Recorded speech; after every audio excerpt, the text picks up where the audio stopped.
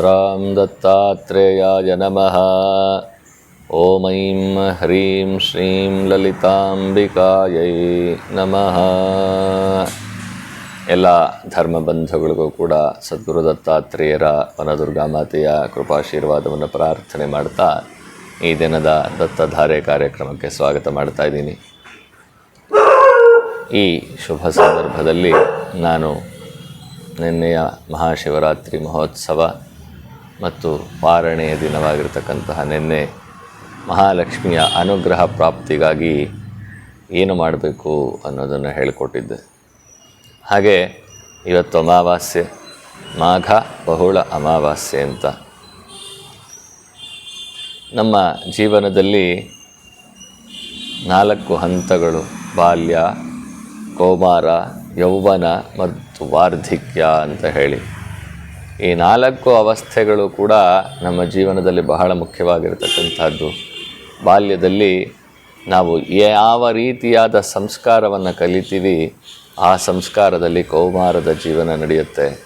ಕೌಮಾರ ಜೀವನ ಯಾವ ರೀತಿ ನಡೆಸ್ಕೊಳ್ತಾ ಹೋಗ್ತೀವಿ, ಅದೇ ಪ್ರಕಾರವಾಗಿ ಯೌವನದಲ್ಲಿ ನಾವು ಫಲಗಳನ್ನು ಪಡ್ಕೊಳ್ತಾ ಹೋಗ್ತೀವಿ. ಇನ್ನು ವಾರ್ಧಿಕ್ಯದಲ್ಲಿ ನಾವು ಏನೆಲ್ಲ ಮಾಡಿರ್ತೀವಿ ಅದರ ಫಲವನ್ನು ಕೂತ್ಕೊಂಡು ತಿನ್ನುವಂತಹ ಸಂದರ್ಭ, ಅದಕ್ಕೆ ರಿಟೈರ್ಮೆಂಟ್ ಅಂತ ಹೇಳ್ತಾರೆ. ಬಾಲ್ಯಾವಸ್ಥೆಯಲ್ಲಿ ಆಟ ಆಡ್ತಾ ಇದೆ ಮಗು ಅಂತ ಹೇಳಿ ಕೆಟ್ಟ ಕೆಟ್ಟ ಆಟಗಳನ್ನು ಆಡ್ತಾಯಿದ್ರು, ಅದನ್ನು ಸಪೋರ್ಟ್ ಮಾಡಿದ್ರೆ ಕೌಮಾರಾವಸ್ಥೆಯಲ್ಲಿ ಆ ಆಟದ ಪರಿಣಾಮ ತಂದೆ ತಾಯಿಗಳಿಗೆ ವಿರುದ್ಧವಾಗಿ ನಡೆಯುವಂತೆ ಆಗುತ್ತೆ. ತಂದೆ ತಾಯಿಗಳ ಮಾತನ್ನು, ಹಿರಿಯರ ಮಾತುಗಳನ್ನು ಕೇಳದೆ ಕೌಮಾರಾವಸ್ಥೆಯನ್ನು ದಾಟಿದ್ರೆ ಯೌವನದಲ್ಲಿ ಅದರ ಪ್ರತಿಫಲವನ್ನು ತಿನ್ನಬೇಕಾಗತ್ತೆ. ಇನ್ನು ವಾರ್ಧಿಕ್ಯದಲ್ಲಿ ನಾವೇನು ಮಾಡಿದ್ದೀವಿ ಬಿಟ್ಟಿದ್ದೀವಿ ಅನ್ನೋದರ ಚಿಂತನೆ ಮಂಥನಗಳು ನಡೀತಾ ಶುರುವಾಗುತ್ತೆ. ಇಂತಹ ಒಂದು ಜೀವನದಲ್ಲಿ ನಾವು ಪ್ರತಿನಿತ್ಯ ಆಚರಣೆ ಮಾಡಬೇಕಾಗಿರುವಂತಹ ಕಾರ್ಯಕ್ರಮಗಳು ಏನು, ನಾವು ಯಾಕೆ ಪೂಜಾದಿಗಳನ್ನು ಮಾಡಬೇಕು, ನಾವು ಯಾಕೆ ಗುರು ಹಿರಿಯರನ್ನು ವಂದಿಸಬೇಕು, ನಾವು ಯಾಕೆ ದಾನ ಧರ್ಮಗಳನ್ನು ಮಾಡಬೇಕು ಅಂತ ಹೇಳಿದ್ರೆ, ನಮ್ಮ ಜೀವನ ಅನ್ನೋದು ರೂಪಿಸಲ್ಪಟ್ಟುಬಿಟ್ಟಿದೆ. ಅದನ್ನು ಬದಲಾವಣೆ ಮಾಡೋಕ್ಕೆ ಸಾಧ್ಯವೇ ಇಲ್ಲ. ಜಾತಕದ ರೀತಿಯಲ್ಲಿ ನಮ್ಮ ಜೀವನದಲ್ಲಿ ನಾವು ಈ ಶಾಂತಿಯನ್ನು ಮಾಡಿ ಆ ಶಾಂತಿಯನ್ನು ಮಾಡಿಕೊಳ್ಳೋದು ಎಲ್ಲವೂ ಕೂಡ ಫಲದಾಯಕವಾಗೇ ಇರಬೇಕು ಅಂತಲೂ ಇಲ್ಲ. ಹಲವಾರು ವಿಚಾರಗಳನ್ನು ನೋಡಿದ್ರೆ, ನಾವು MSc ಗ್ರ್ಯಾಜುಯೇಟ್ ಆಗಬೇಕಾದ್ರೆ ಫಸ್ಟ್ ಸ್ಟ್ಯಾಂಡರ್ಡಿಂದ ಎಕ್ಸಾಮ್ನ ಫೇಸ್ ಮಾಡ್ತಾನೇ ಹೋಗ್ತೀವಿ. ಮೊದಲನೇ ವರ್ಷ ಎಕ್ಸಾಮ್ ಪಾಸ್ ಆಯಿತು, ನಾನು MSc ಅಂತ ಕರೆಸ್ಕೊಳಕ್ಕಾಗಲ್ಲ. 7ನೇ ವರ್ಷದ ಪಾಸ್ ಆಯಿತು, MSc ಅಂತ ಕರೆಸ್ಕೊಳಕ್ಕಾಗಲ್ಲ. ಪೂರ್ತಿ MSc ಓದಿ ಮುಗಿಸೋವರೆಗೂ ಕೂಡ ನಮ್ಮನ್ನು MSc ಗ್ರ್ಯಾಜುಯೇಟ್ ಅಂತ ಹೇಳಲ್ಲ, ಡಬಲ್ ಗ್ರ್ಯಾಜುಯೇಟ್ ಅಂತ ಹೇಳಲ್ಲ. ಯಾವಾಗ ಹೇಳ್ತಾರೆ? MSc ಎಕ್ಸಾಮ್ ಬರೆದು ಅಲ್ಲಿ ನಾವು ಸರ್ಟಿಫಿಕೇಟ್ ತೊಗೊಂಡಾಗ ಮಾತ್ರ ನಾವು MSc ಅಂತ ಕರೆಸ್ಕೊಳ್ಳೋಕ್ಕೆ, ಪಕ್ಕದಲ್ಲಿ ಹೆಸರು ಪಕ್ಕದಲ್ಲಿ ಬರ್ಕೊಳ್ಳೋಕ್ಕೆ ಸಾಧ್ಯ.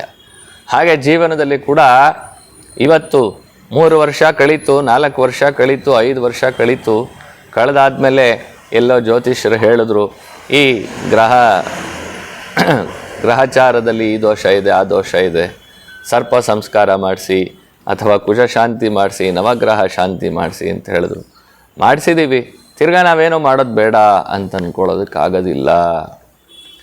ಪ್ರತಿ ಹಂತದಲ್ಲೂ ಕೂಡ ನಮ್ಮ ಜೀವನದಲ್ಲಿ ಏನಾದರೂ ಒಂದು ಘಟ್ಟಗಳು ಬರ್ತಾ ಇರುತ್ತೆ. ಹಾಗನ್ಬಿಟ್ಟು ಪ್ರತಿ ಎಲ್ಲದಕ್ಕೂ ಹೋಮ ಹವನಾದಿಗಳೇ ಸೂಕ್ತ ಪರಿಹಾರನ ಅಂತಂದರೆ ಖಂಡಿತವಾಗ್ಲೂ ಅಲ್ಲ. ಮಾಡುವಂತಹ ಕಾರ್ಯಕ್ರಮ, ನಮ್ಮ ಹಿರಿಯರು ಮಾಡಿಕೊಟ್ಟಿರುವಂತಹ ಮಾರ್ಗದರ್ಶನ, ಅವರ ಸಂಪ್ರದಾಯದ ಆಚರಣೆ, ಅವರು ಹಾಕ್ಕೊಟ್ಟಿರುವಂತಹ ಮಾರ್ಗದರ್ಶನದಲ್ಲಿ ನಾವು ನಡೆದಾಗ ನಾವು ಮಾಡುವಂತಹ ಹೋಮ ಹವನಾದಿಗಳಿಗೂ ಕೂಡ ಫಲ ಸಿಗ್ತಾ ಹೋಗುತ್ತೆ. ಹೇಗೆ ಅಂತಂದರೆ, ನಮಗೆ 6 ಸಬ್ಜೆಕ್ಟ್ ಇರುತ್ತೆ: mathematics, science, social, Kannada, English, ಹಿಂದಿಯೋ ಸಂಸ್ಕೃತವೋ ಲ್ಯಾಂಗ್ವೇಜ್. ಇಷ್ಟು ಸಬ್ಜೆಕ್ಟನ್ನು ನಾವು ಚೆನ್ನಾಗಿ ಓದಿದಾಗ, ಇಷ್ಟೂ ಸಬ್ಜೆಕ್ಟ್ಗಳ ಎಕ್ಸಾಮ್ ಬರೆದಾಗ ಮಾತ್ರ ನಾವು ಉತ್ತೀರ್ಣರಾಗ್ತೀವಿ. ಅದು 35 ಅಂಕ ಬಂದರೆ ಅಂತ ನಮ್ಮಲ್ಲಿದೆ. ಆದರೆ ಭಗವಂತನಲ್ಲಿ 100 ಔಟ್ ಆಫ್ 100 ಅಂತ ಹೇಳ್ತಾರೆ.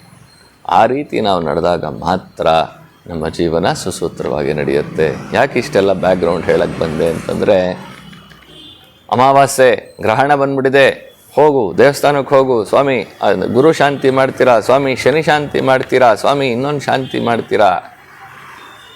ಆ ಒಂದು ಭಯ ನಮಗೆ ಬೇಡ. ಭಗವಂತನಿಗೆ ನಾನು ನಿನ್ನೆಯ ಉಪನ್ಯಾಸದಲ್ಲಿ ಹೇಳ್ತಾ ಇದ್ದೆ, ಭಗವಂತನ ಜೊತೆ ನಾವು ಸಖ್ಯರಾಗಿ ವರ್ತನೆ ಮಾಡಬೇಕಂತೆ. ನಮ್ಮ ಸ್ನೇಹಿತರು ಹೇಗಿರ್ತಾರೋ ಹಾಗೆ ವರ್ತನೆ ಮಾಡಬೇಕಂತೆ. ಆದರೆ ಸ್ನೇಹಿತಂಗೆ ಹೆಗಲ ಮೇಲೆ ಕೈ ಹಾಕ್ಕೊಂಡಂಗೆ ಭಗವಂತನಿಗೆ ಹೆಗಲ ಮೇಲೆ ಕೈ ಹಾಕ್ಕೋಬೇಕಾ ಅಂತಂದರೆ ಭಗವಂತ ನಮ್ಮ ಹೆಗಲ ಮೇಲೆ ಕೈ ಹಾಕ್ತಾನೆ ನಾವು ಭಗವಂತನ ಹತ್ತಿರದಲ್ಲಿದ್ದಾಗ.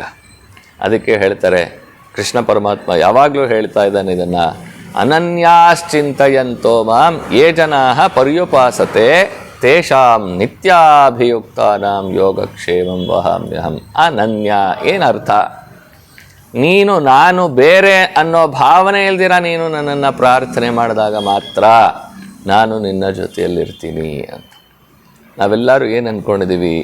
ದೇವಸ್ಥಾನಗಳಿಗೆ ಹೋಗೋದು ಯಾಕೆ?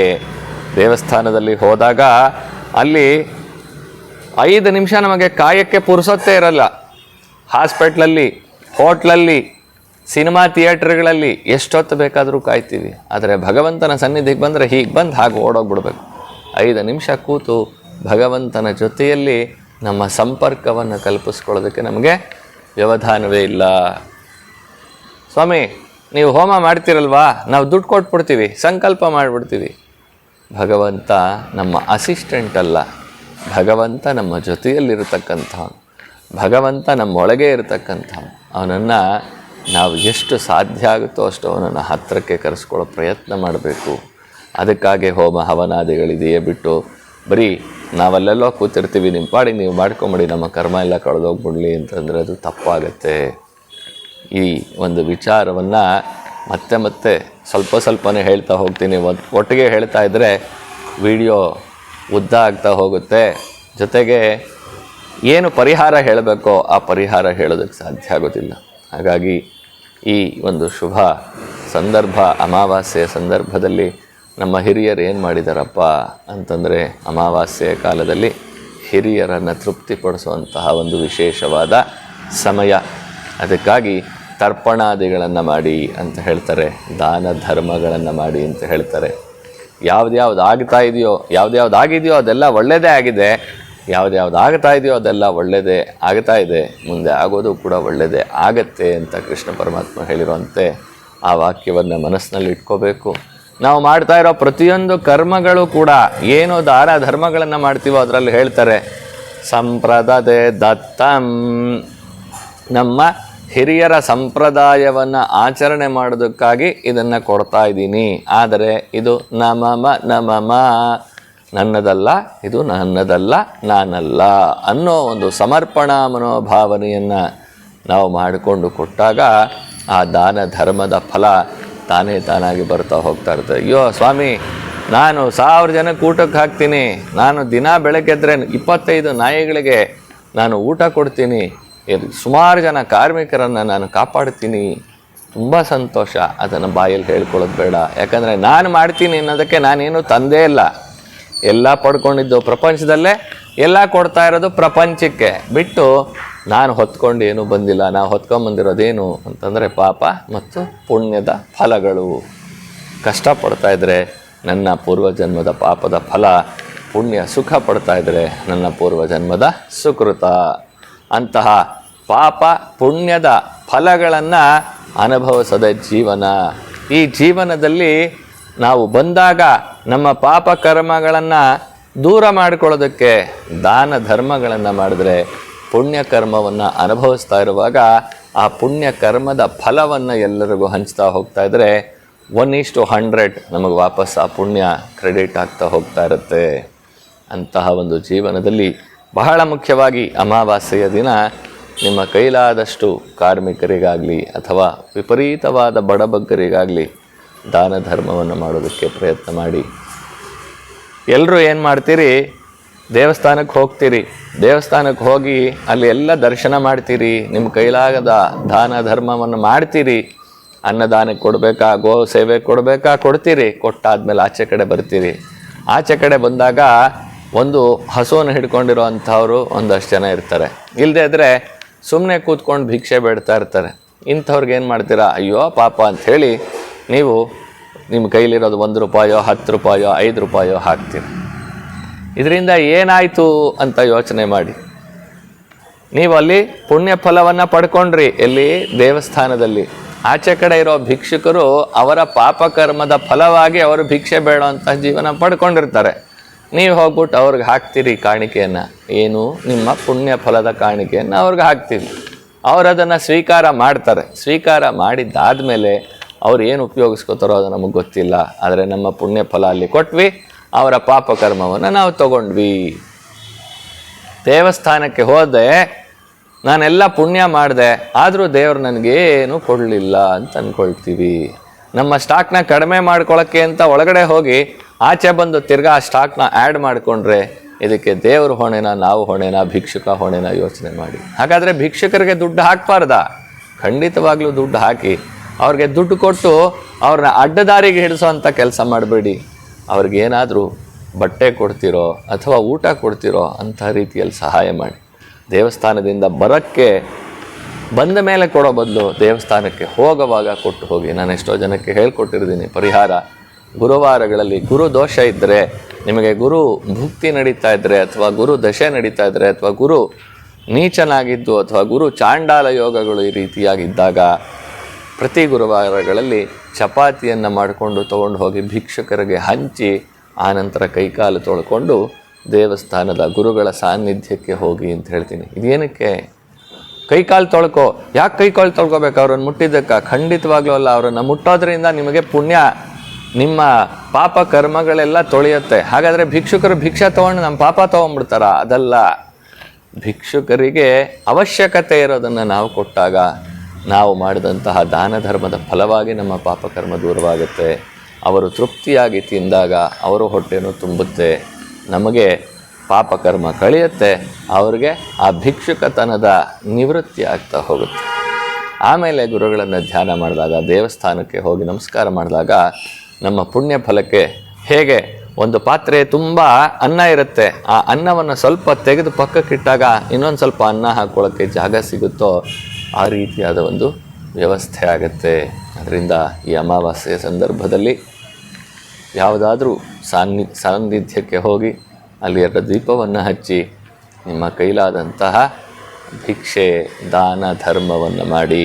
ನಿಮ್ಮ ಕೈಲಾದಷ್ಟು ದೇವಾಲಯಗಳಲ್ಲಿ ಹಸುಗಳಿರುತ್ತಾ, ಅಥವಾ ದೇವಸ್ಥಾನದಲ್ಲಿ ಅನ್ನದಾನ ನಡೆಯುತ್ತಾ, ಅಥವಾ ಇನ್ನೇನಾದರೂ ಸೇವಾ ಕಾರ್ಯಕ್ರಮಗಳು ನಡೆಯುತ್ತಾ, ಅಲ್ಲಿ ಕೊಟ್ಟು ಪ್ರಾರ್ಥನೆಯನ್ನು ಮಾಡಿಕೊಳ್ಳೋದ್ರಿಂದ ನಿಮ್ಮ ಪೂರ್ವಜರು ತೃಪ್ತಿಯನ್ನು ಹೊಂದುತ್ತಾರೆ.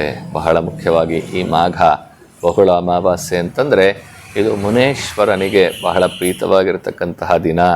ಮುನೇಶ್ವರನ ಸೇವೆ ಮಾಡ್ತೀವಿ, ಪೂಜೆ ಮಾಡ್ತೀವಿ ಅನ್ನೋರು ಇವತ್ತು ಮಧ್ಯಾಹ್ನ ಒಂದು ಎಲೆಯಲ್ಲಿ ಸ್ವಲ್ಪ ಅನ್ನವನ್ನು, ಜಾಸ್ತಿ ಅನ್ನವನ್ನು, ಬರೀ ಒಂದು ಪಿಡಿಚೆ ಅನ್ನ ಅಲ್ಲ, ಸ್ವಲ್ಪ ಒಂದು ಅರ್ಧ kg 1/4 kg ಅಷ್ಟು ಅನ್ನವನ್ನು ಮಾಡಿ ಅದಕ್ಕೆ ಮೊಸರನ್ನು ಹಾಕಿ, ಬೆಲ್ಲವನ್ನು ಹಾಕಿ ಯಾವುದಾದ್ರೂ ವೃಕ್ಷದ ಬಳಿ, ಅದು ಆಲದ ವೃಕ್ಷ ಆದರೆ ಬಹಳ ಸಂತೋಷ.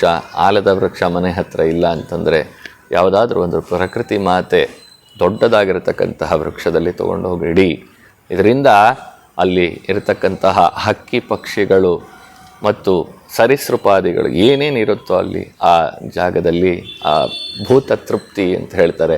ಆ ಮುಖಾಂತರವಾಗಿ ಮುನೇಶ್ವರ ತೃಪ್ತನಾಗ್ತಾನೆ.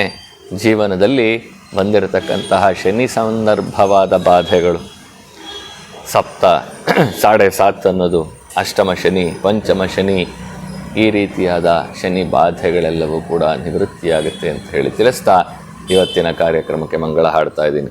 ಓಂ ಶಾಂತಿ ಶಾಂತಿ ಶಾಂತಿ. ಸದ್ಗುರು ದಿವ್ಯ ಚರಣಾರವಿಂದಾರ್ಪಣಮಸ್ತು.